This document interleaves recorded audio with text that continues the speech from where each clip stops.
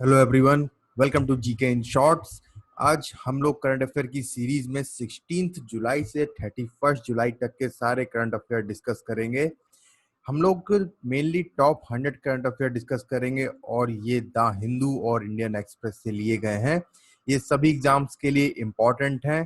साथ में हम लोग करंट अफेयर का किसी किसी में बैकग्राउंड भी देखेंगे जो इम्पोर्टेंट होगा, क्योंकि आजकल क्वेश्चंस जो हैं वो बेसिकली बैकग्राउंड से भी पूछे जाते हैं। साथ ही मैं आपको बता दूं कि हमारी और भी सीरीज चल रही हैं। करंट अफेयर की सीरीज के साथ साथ आप लोग पॉलिटी की भी सीरीज देख सकते हैं, जाके एथिक्स की भी देख सकते हैं, ठीक है, एंशिएंट हिस्ट्री की भी देख सकते हैं। चलिए फिर स्टार्ट करते हैं आज का डिस्कशन। देखिए, ये टूनिशियन के जो पीएम थे आइल्स फाकफा, इन्होंने रिजाइन कर दिया। इनका नाम ध्यान रखिएगा, क्योंकि ये इकोनॉमिक रिफॉर्म्स में डिले कर रहे थे और ये ट्रांजिशन फेज चल रहा था डेमोक्रेसी के लिए।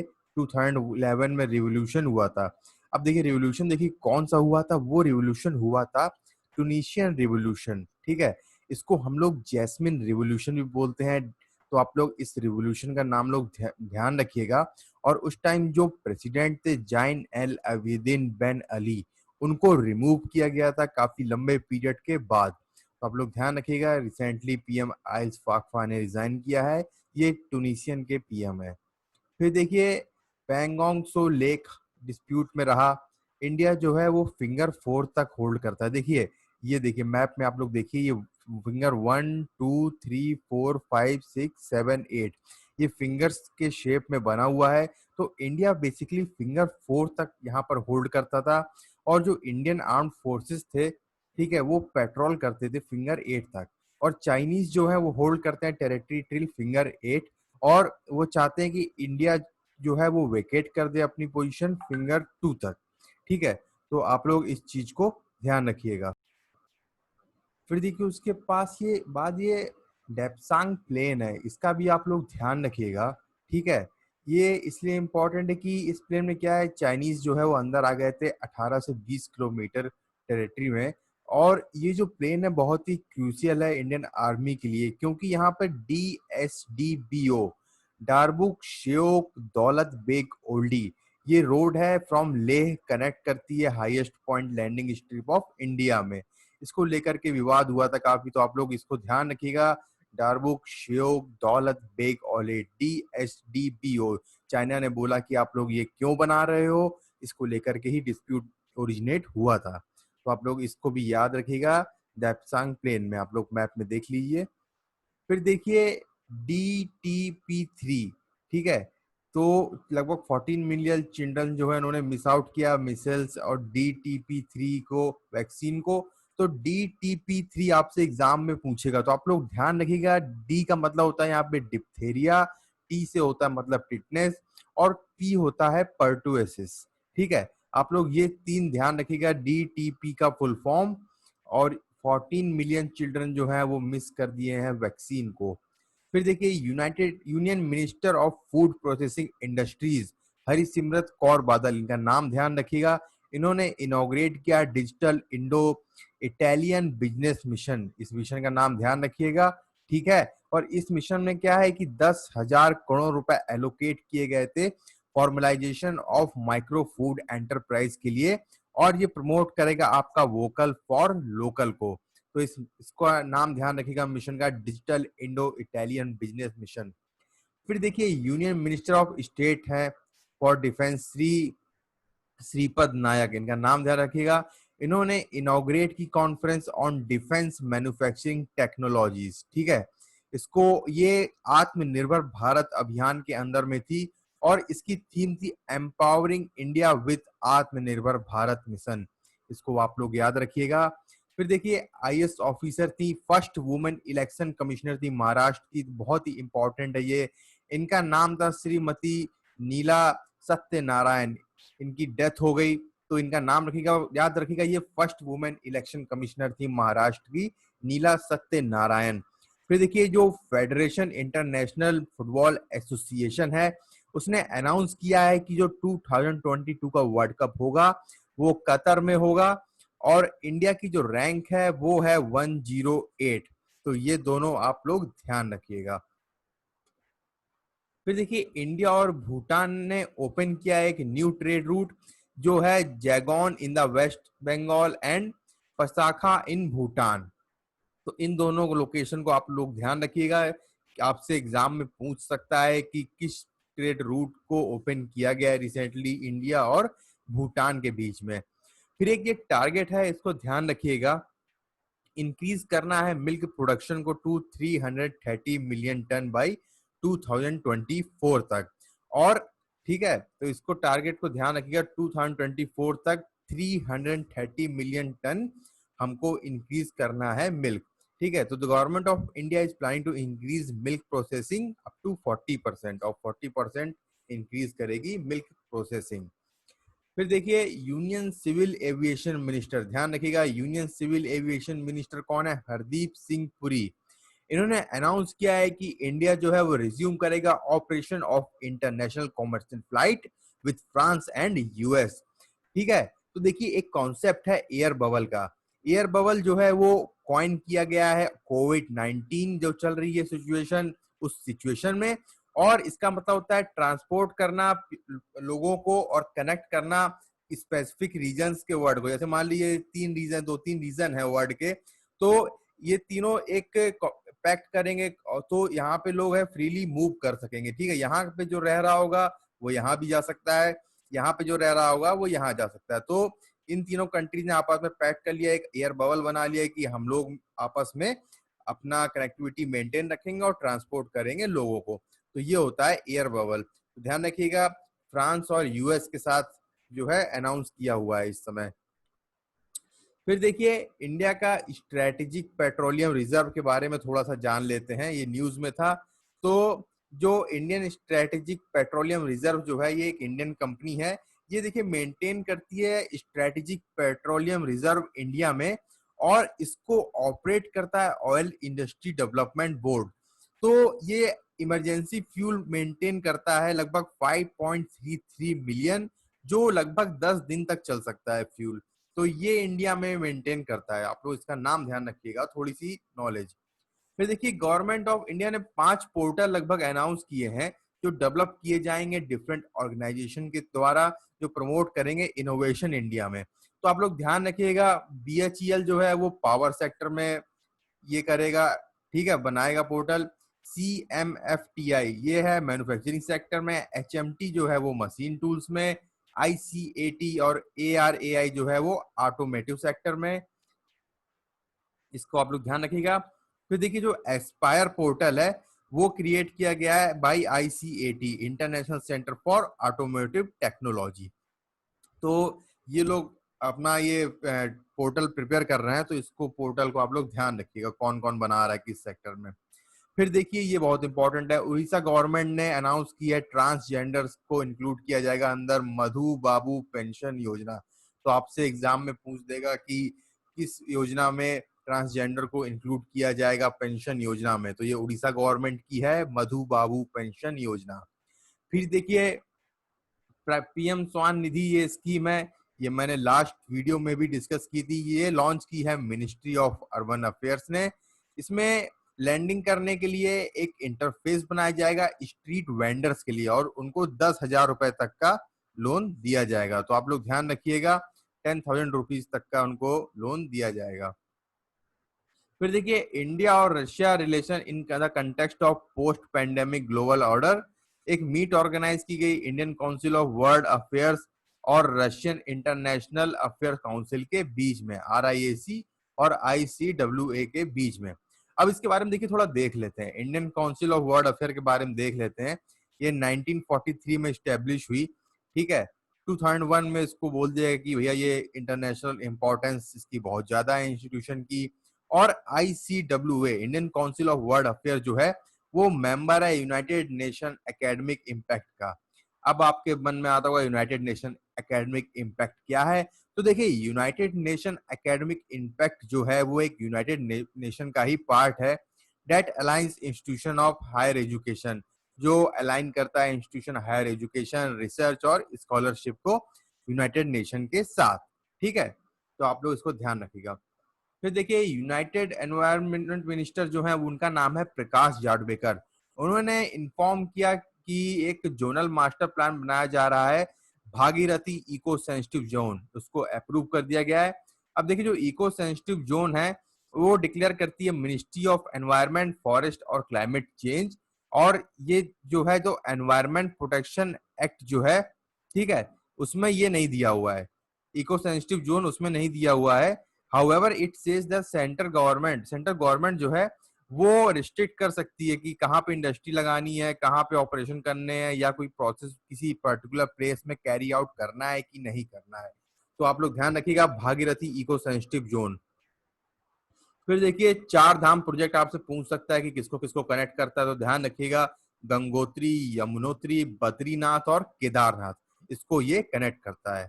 फिर देखिए ये बहुत इंपॉर्टेंट है, हर साल नेशनल मंडेला इंटरनेशनल डे होता है, ठीक है, ये 18 जुलाई को होता है, और जो फर्स्ट टाइम है वो डिक्लेयर किया गया था 2009 में, ठीक है, और फर्स्ट टाइम हुआ था 2010 में, 2009 में डिक्लेयर किया था यूनाइटेड नेशन ने। तो आप लोग ध्यान रखिएगा 18 जुलाई is the day for national Mandela international day. फिर देखिए एक इनिशिएटिव है ACT इनिशिएटिव। ACT का मतलब होता है एक्सेलरेटिंग CCUS टेक्नोलॉजीज। अब देखिए CCUS क्या होता है, CCUS का मतलब होता है कार्बन कैप्चर यूटिलाइजेशन स्टोरेज, ठीक है, ये एक इंटरनेशनल इनिशिएटिव है जिससे कि CO2 को कैप्चर करने के लिए इस्टेब्लिश किया जाएगा, उसको यूटिलाइज किया जाएगा और स्टोर किया जाएगा, ठीक है।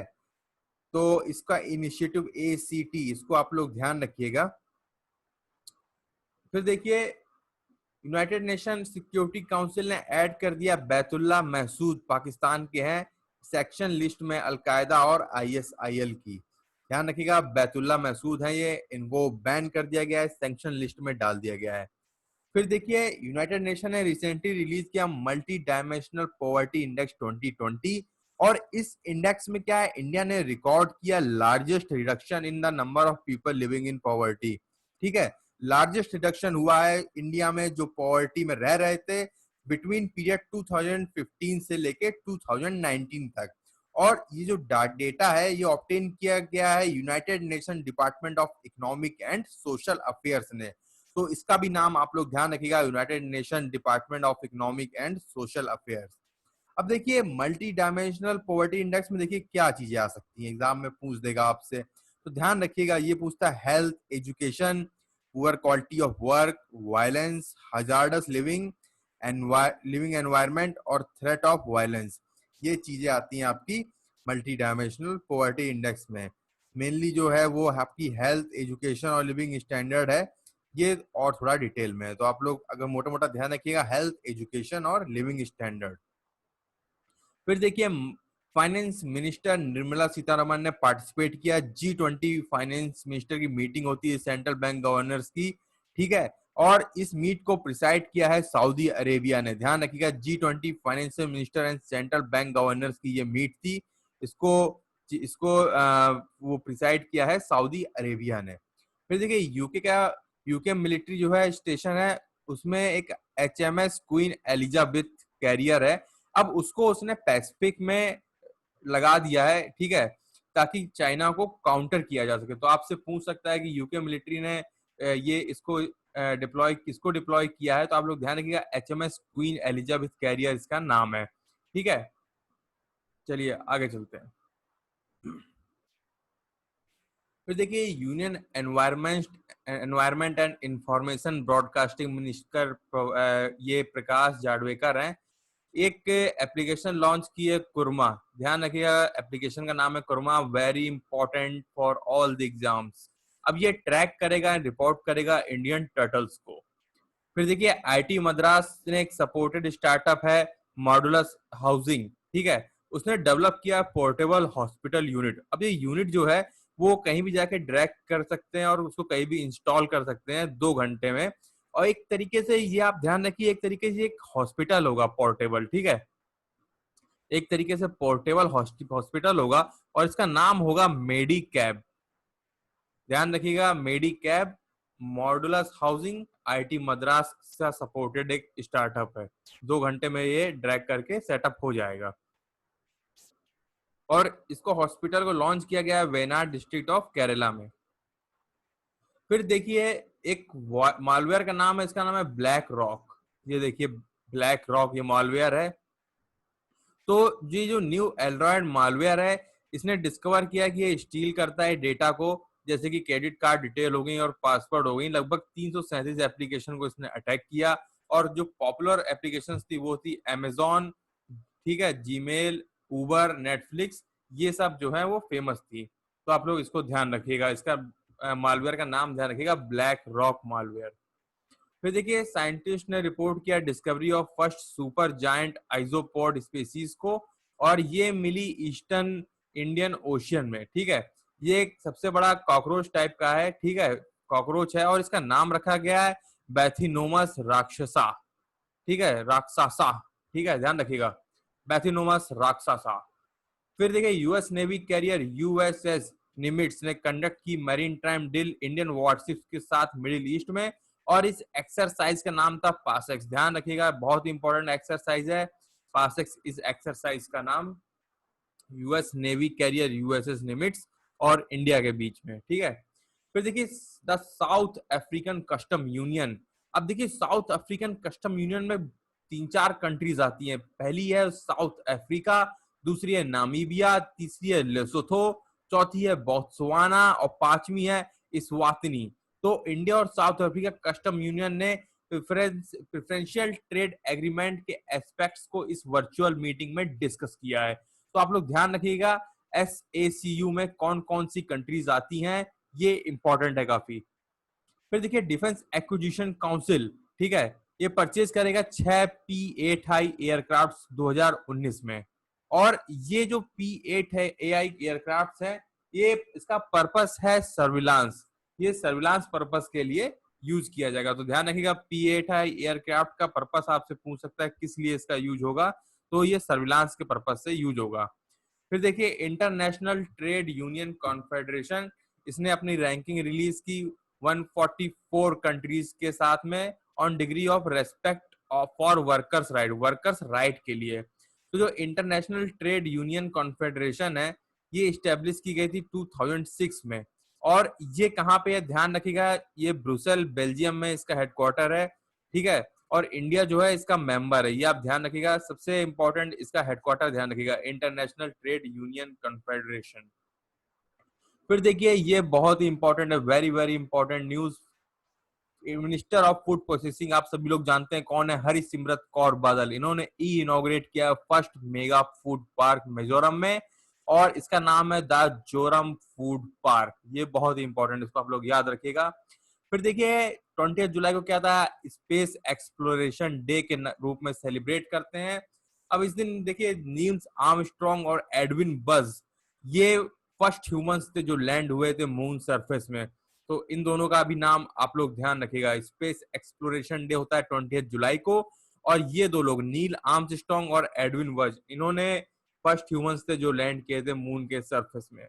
फिर देखिए यूनाइटेड अरब एमिरेट्स ने फर्स्ट एवर मिशन लॉन्च किया रेड प्लैनेट मार्स में, और जो सैटेलाइट लॉन्च किए ना उसका नाम है hope satellite. Hope satellite launch किया है, आप लोग ध्यान रखिएगा, ये भी बहुत इंपॉर्टेंट है।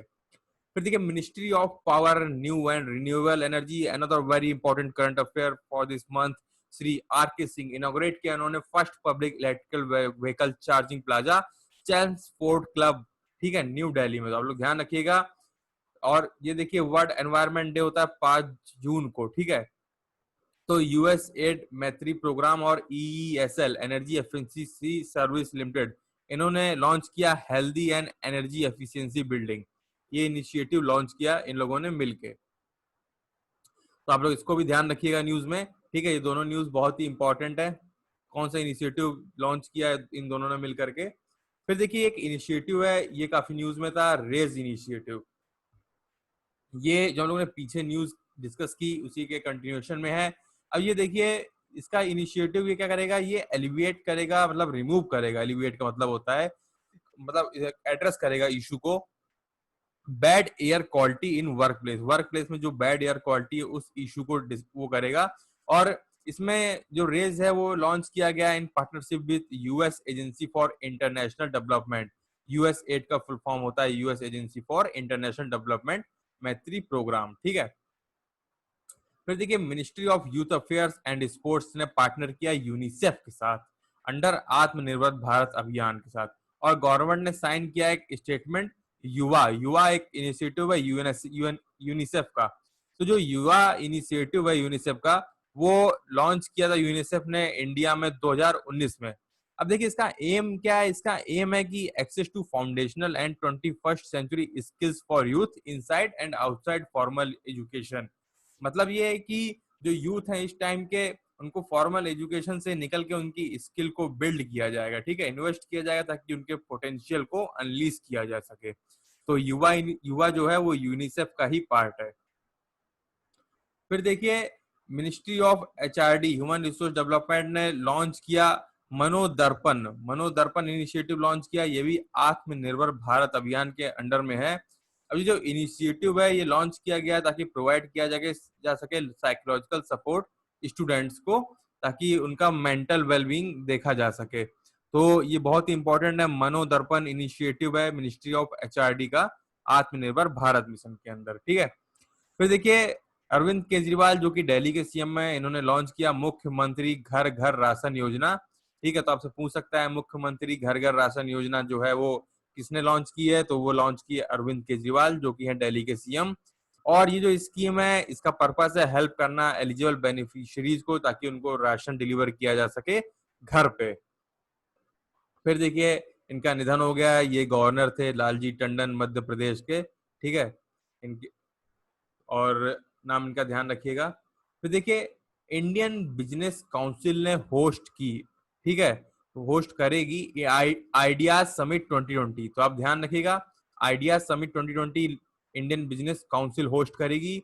और ये जो समिट है ये कन्वेन करेगी गवर्नमेंट लीडर्स एंड बिजनेसमैन, वो डिस्कस करेंगे यूएस इंडिया की पार्टनरशिप को, ताकि शेप किया जा सके ट्रेड को, इन्वेस्टमेंट को और ग्लोबलाइजेशन को, ठीक है।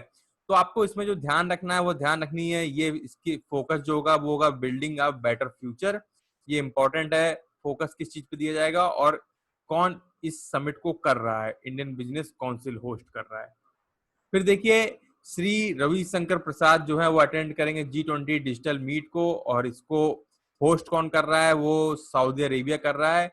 आप लोग थीम ध्यान रखिएगा, ये इंपॉर्टेंट है इसकी theme, realising opportunities of 21st century for all. G20 के बारे में थोड़ा सा देख लेते हैं आपकी होता क्या है बेसिकली। देखिए ये कंट्रीज हैं G20 की सारी। फिर देखिए ये लगभग 80% ग्लोबल जीडीपी को इंक्लूड करता है, और ये 2009 में एक साथ आए थे ये सब लोग इकोनॉमिक कॉर्पोरेशन के लिए। अब ये हेल्ड करते हैं समिट फाइनेंशियल मार्केट और वर्ल्ड इकोनॉमी को कैसे इंप्रूव किया जाए उस पर, तो इसको हम लोग बोलते हैं G20 समिट। और ये सारी कंट्रीज हैं G20 समिट्स की। फिर देखिए इंडिया और मालदीव ने साइन किया एग्रीमेंट जिससे कि स्टैब्लिश किया जा सके इमरजेंसी मेडिकल सर्विस माले को। तो आपसे एग्जाम में पूछ सकता है कि इमरजेंसी मेडिकल सर्विस इंडिया ने किसके साथ एग्रीमेंट में साइन किया है। और फिर देखिए होम मिनिस्टर अमित शाह ने लॉन्च किया है वृक्षारोपण अभियान। अब ये जो वृक्षारोपण अभियान है, ठीक है, इसको वीडियो कॉन्फ्रेंस से लॉन्च किया गया है और इसको इम्प्लीमेंट कर रही है मिनिस्ट्री ऑफ कोल। फिर देखिए यूपीआई क्या होता है, देखिए यूपीआई का मतलब होता है यूनाइटेड पेमेंट इंटरफेस, और इसको डेवलप किया है एनपीसीआई ने। अब ये इंटरफेस जो है इसको रेगुलेट कर रहा है reserve bank of India, RBI, ठीक है, इसको ध्यान रखिएगा, इस इंटरफेस को आरबीआई रेगुलेट करता है। और आप लोग ध्यान रखिएगा डेली अराउंड 799 हर मंथ जो है 799 मिलियन ट्रांजेक्शन होते हैं।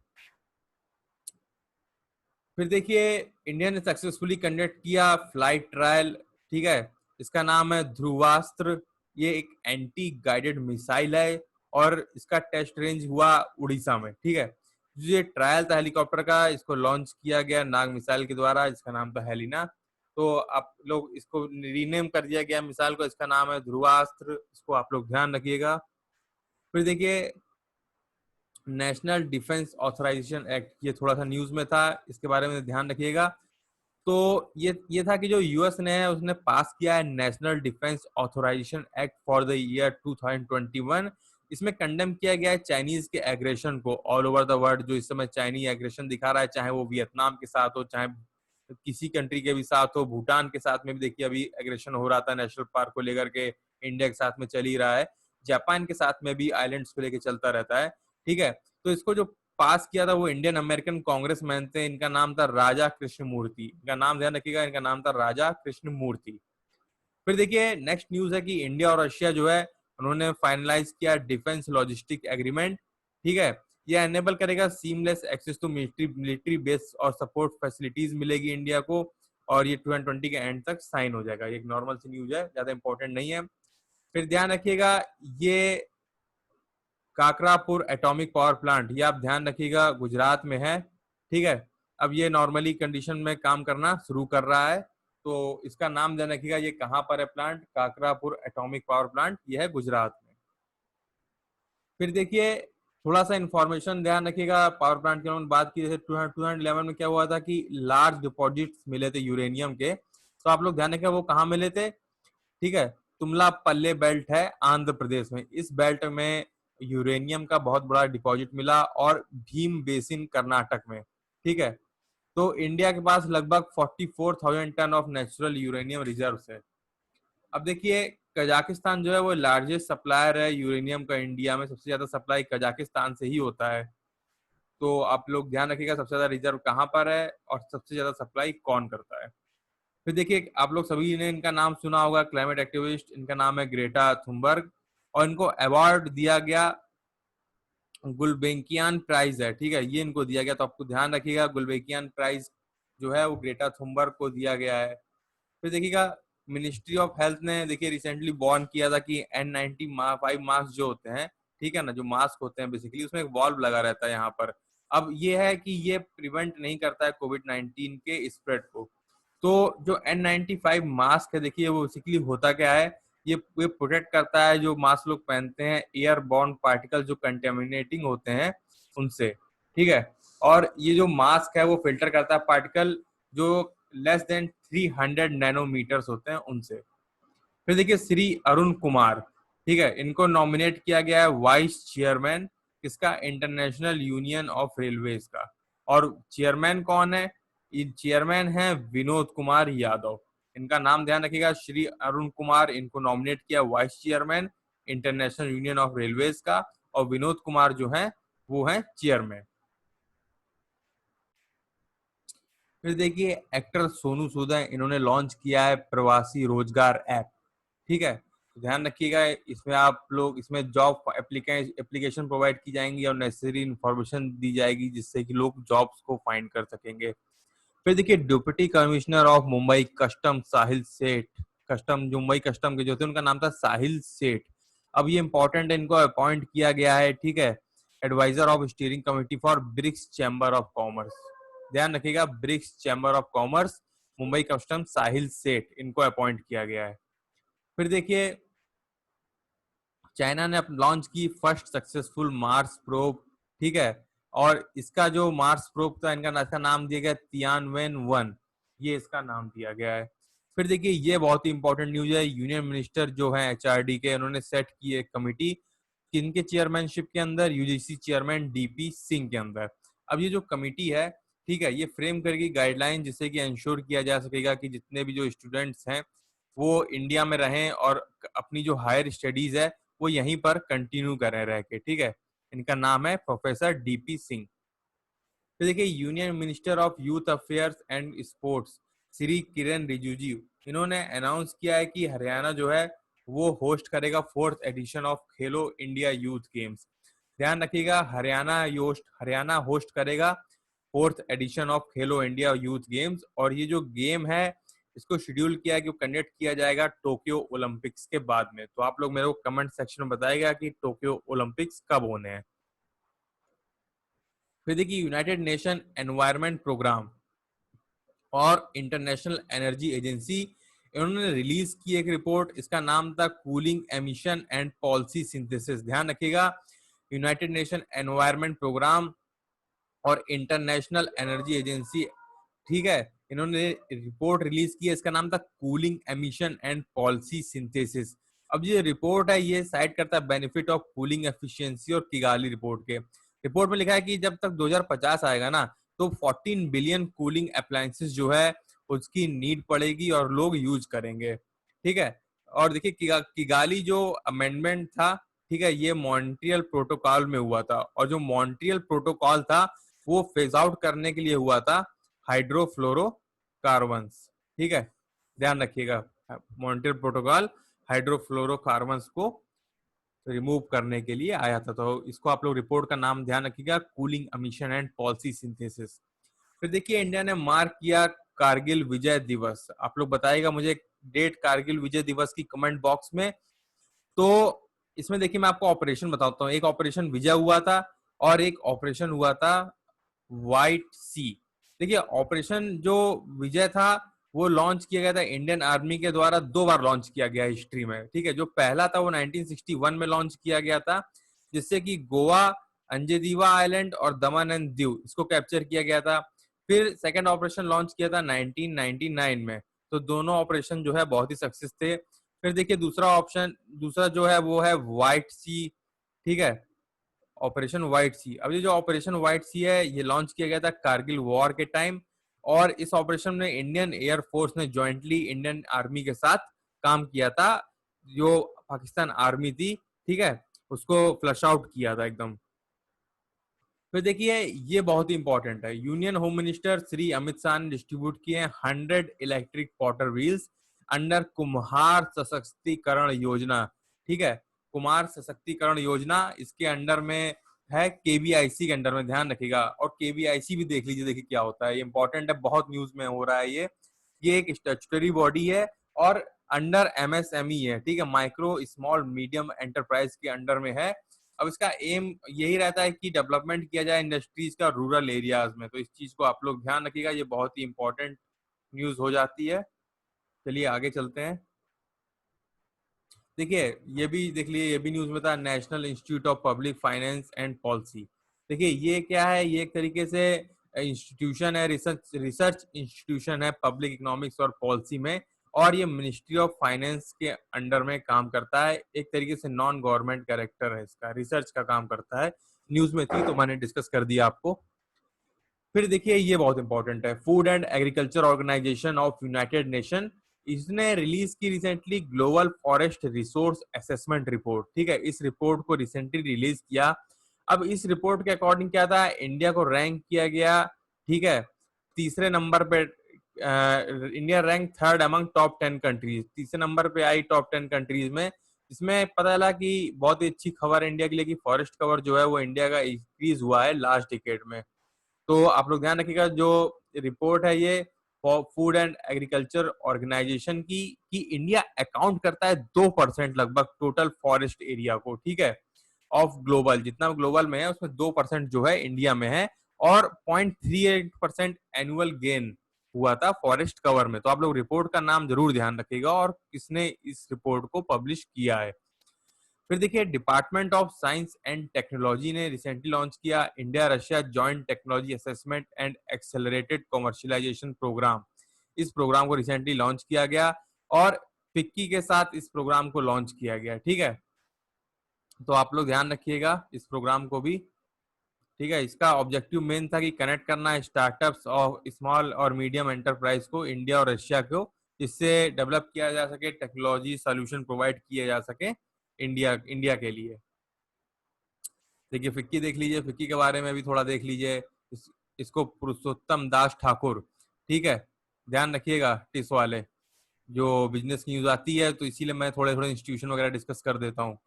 पुरुषोत्तम दास ठाकुर दास ने इसको किया था और जीडी बिरला ने, और किसने एडवाइस दिया था, महात्मा गांधी ने एडवाइस दिया था। एक तरीके से नॉट फॉर प्रॉफिट ऑर्गेनाइजेशन है ये, और इसका हेडक्वार्टर कहाँ है, न्यू दिल्ली में है, ध्यान रखिएगा। फिर देखिए United nation office on drug and crime ने रिसेंटली रिलीज की world wild life crime report, ठीक है। इस रिपोर्ट का ध्यान रखिएगा, world wild life crime report इस रिपोर्ट का नाम है। अब ये ट्रैफिकिंग जो है प्रोटेक्टेड स्पीसीज की जो होती है उसको शो करेगी और पूरा डिटेल में उसका डिस्क्रिप्शन दिखाएगी। फिर देखिए इंडिया में कुछ इनिशिएटिव्स हैं टीबी को लेकर के, इसको देख लीजिए। निक्षय इकोसिस्टम है एक, ठीक है, निक्षय पोषण योजना है, सक्षम प्रोजेक्ट है, टीबी हारेगा देश जीतेगा, ये कैंपेन 2019 में लॉन्च किया गया था। देखिए सक्षम प्रोजेक्ट जो है वो Tata institute of social sciences का है, ठीक है, जो प्रोवाइड करता है psycho social counselling TB patients को कंट्री में। फिर देखिए सियाचिन वैली को ओपन कर दिया गया, थोड़ा सा जो डिस्प्यूट हुआ उसके बाद से उसको ओपन कर दिया गया सिविलियंस के लिए, जस्ट एक इन्फो है, आपको दे दें, ये ध्यान रखिएगा, ये इंपॉर्टेंट है। आपसे पूछेगा कि इंडिया की फर्स्ट क्रॉस बॉर्डर ट्रेन जो है वो इंडिया ने अभी भेजी है रिसेंटली, ठीक है, तो 10 रेलवे लोकोमोटिव्स जो है, इंडिया की पॉलिसी है नेबरहुड फर्स्ट पॉलिसी, उसके अंडर उसने बांग्लादेश को भेजे हैं ये, ठीक है, ब्रॉड गेज डीजल लोकोमोटिव उस कंट्री में भेजे हैं, तो फर्स्ट क्रॉस बॉर्डर ट्रेन है ये, तो आप लोग इसको याद रखिएगा, बांग्लादेश को भेजे हैं। तो देखिए union minister of earth science कौन है, ध्यान रखिएगा, डॉक्टर हर्षवर्धन है, इन्होंने लॉन्च किया रिसेंटली एक ऐप को, इसका नाम है मौसम। अब ये जो लॉन्च मोबाइल एप्लीकेशन ये प्रोवाइड करेगी सिटी वाइज वेदर रिपोर्ट देगी और वार्निंग्स देगी फोरकास्ट के, ठीक है। फिर देखिए इंडिया ने डेडलाइन मिस कर दी एड्स की, 2030 तक थी, और ये कोविड जो सिचुएशन चल रही है इसमें सब कुछ कई डेडलाइन इंडिया की मिस हो गई हैं, और ये भी नेशनल टारगेट जो था एड्स का एंड करने का 2030 तक, आप लोग ध्यान रखिएगा, वो भी मिस करेगी इंडिया, लाइकली टू मिस। फिर देखिए वर्ल्ड हेपाटाइटिस डे, ठीक है, आप लोग मेरे को बताइएगा कमेंट सेक्शन में कि कब होता है, आप लोग उसकी थीम ध्यान रखिएगा, बहुत इंपॉर्टेंट है, हेपाटाइटिस फ्री फ्यूचर, इसकी थीम को आप लोग जरूर याद रखिएगा, वर्ल्ड हेपाटाइटिस डे, ठीक है। फिर देखिएगा ये बहुत इंपॉर्टेंट है, DRDO defence research development organisation ने लॉन्च किया है एक innovative contest, dare to dream. अब जो कंटेस्ट है ये लॉन्च किया गया है death anniversary of doctor APJ Abdul Kalam, ठीक है। अब इसमें क्या होगा, ये डेयर टू ड्रीम जो चैलेंज है ये प्रमोट की इसकी ये है प्रमोट करने के लिए इनोवेटर्स और स्टार्टअप कंट्री में। फिर देखिए हर साल 29 जुलाई को सेलिब्रेट किया जाता है ग्लोबल टाइगर डे। अब ये जो डिसीजन है सेलिब्रेट करने का इस दिन को, ये Saint Petersburg declaration on tiger conservation sign किया गया 2010 में, उसके बेसिस पे है। तो आप लोग स्लोगन जो है उसको ध्यान रखिएगा, स्लोगन था their survival is in our hands, ध्यान रखिएगा। दो चीजें हैं, एक याद रखिएगा कि 29 जुलाई, ठीक है, सेलिब्रेट किया जाता है ग्लोबल टाइगर डे, और दूसरा ध्यान रखिएगा स्लोगन था their survival is in our hand. फिर देखिए मालाबार एक्सरसाइज, मालाबार एक्सरसाइज जो है वो इंडिया और यूएस के बीच में बेसिकली होती थी, और जापान भी था उसमें। अब इस बार जो है इनवाइट किया गया ऑस्ट्रेलिया को भी, तो जब ऑस्ट्रेलिया को इनवाइट किया गया तो इसमें देखिए एक तरीके से क्वाड ग्रुप अब एक्सरसाइज करेगा मालाबार को, ठीक है। तो देखिए क्वाड ग्रुप क्या है, क्वाड है कोऑर्डिनेटर सिक्योरिटी डायलॉग है, जो इंडिया यूएस जापान और ऑस्ट्रेलिया के बीच में, ये मिलके बनाते हैं क्वाड ग्रुप, तो इसको आप लोग याद रखिएगा। फिर देखिए समुद्र शक्ति एक्सरसाइज जो है इंडिया की होती है इंडोनेशिया के साथ, ठीक है, इसको भी आप लोग ध्यान रखिएगा, समुद्र शक्ति एक्सरसाइज। फिर देखिए यूनाइटेड नेशन रिपोर्ट ने रिसेंटली वार्न किया कि एक सिग्निफिकेंट इंक्रीज हो रहा है आईएस टेररिस्ट एक्टिविटीज में केरला में, ठीक है, और कर्नाटक में, तो उसका एक रिपोर्ट का नाम दिया गया, तो आप लोग इस रिपोर्ट का नाम को ध्यान रखिएगा। रिपोर्ट का नाम था कि report of the analytical support and sanctions monitoring team concerning ISIS, ठीक है। फिर देखिए टाइगर रिपोर्ट आई 2018, इसमें पता चला कि 6% रेट पर एनम इंक्रीज हो रहा है टाइगर पॉपुलेशन में इंडिया में 2006 से 2018 तक।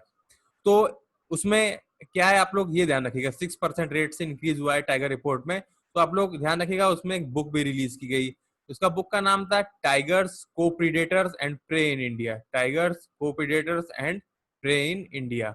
और एक मैप लॉन्च किया गया, उसका नाम था सिक्योरिंग इंडियाज स्मॉल कैट्स, इसको भी आप लोग याद रखिएगा। फिर देखिए Satyendra Nath Bose national centre for basic science Kolkata जो है under department of science and technology के गवर्नमेंट ऑफ इंडिया के, इन्होंने डेवलप किया एक डिवाइस, इस डिवाइस का नाम है अजोनियो, ठीक है, for no touch and painless non invasive bilirubin levels screening in newborns, ठीक है। चलिए आगे चलते हैं। फिर देखिए ये न्यूज में था, तो आप लोग ध्यान रखिएगा एशियन डेवलपमेंट बैंक के बारे में, और इसने फंडिंग दी है कोविड 19 के लिए इंडिया को, तो ये बेसिकली स्टेब्लिश हुआ था 1966 में। तो आप लोग को जो ध्यान रखना है, इसका हेडक्वार्टर है मनीला फिलीपींस में, और इंडिया जो है जब से फाउंड हुआ है ये एडीबी, इंडिया इसका मेंबर रहा है। फिर ये देखिए बहुत ही इंपॉर्टेंट है, थर्ड और फाइनल मिशन रेड प्लैनेट पे भेजा गया है, ठीक है। इसका नाम है मार्स परजीवरेंस रोवर। अब इसका ऑब्जेक्टिव है रोवर का कि वो सर्च करेगा साइन ऑफ एंशिएंट लाइफ को और कलेक्ट करेगा रॉक एंड सॉइल सैंपल को।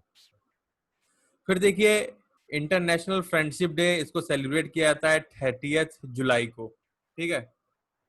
30 जुलाई को सेलिब्रेट किया जाता है हर साल में इंटरनेशनल फ्रेंडशिप डे को in many parts of the world. और इंडिया में सेलिब्रेट किया जाता है फर्स्ट संडे जो भी पड़ता है अगस्त को हर साल के, यानी कि 1 अगस्त को पड़ेगा, ठीक है, which is going to be on 2 August, 2 अगस्त को पड़ेगा इस बार, ठीक है। तो आप लोग इसको भी ध्यान रखिएगा, ठीक है।